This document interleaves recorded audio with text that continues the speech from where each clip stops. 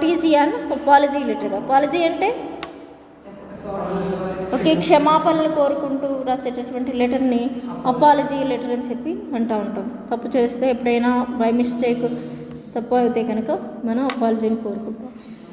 What is an apology లెటర్లో చూడండి, an apology letter is a written statement that you send to the someone who has been deeply affected by what you said or did.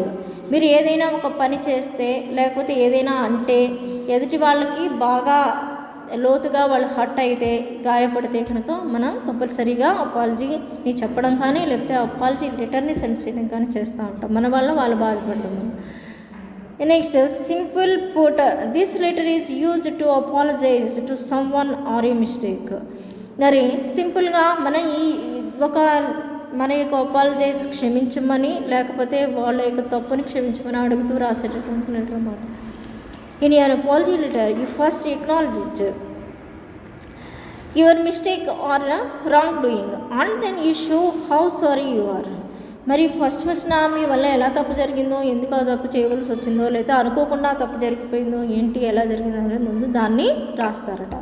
తర్వాత అప్పుడు sorry చెప్తారు. అనుకోకుండా జరిగిపోయిందండి, తెలియకుండానే ఎలా జరిగింది, నీకు కావాలని చేయలేదని చెప్తారు కదా అలాగ.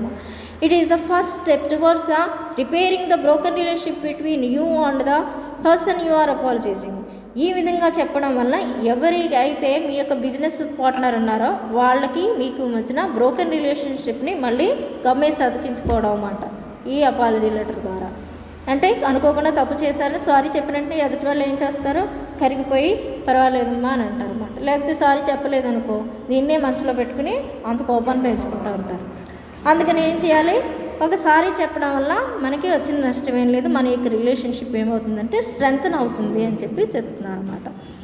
అది ఒప్పుకోవడం కూడా ఒక విధంగా ఓపెన్గా మనం అనుకోకుండా చేసామో నిజంగానే చేసామో ఒక విధంగా చెప్పడం వల్ల వాళ్ళని మనం కన్విన్స్ చేయగలుగుతాం, చేసి మన యొక్క రిలేషన్షిప్ మన బిజినెస్ అనేది పాడవకుండా చూసుకోవడం అన్నమాట.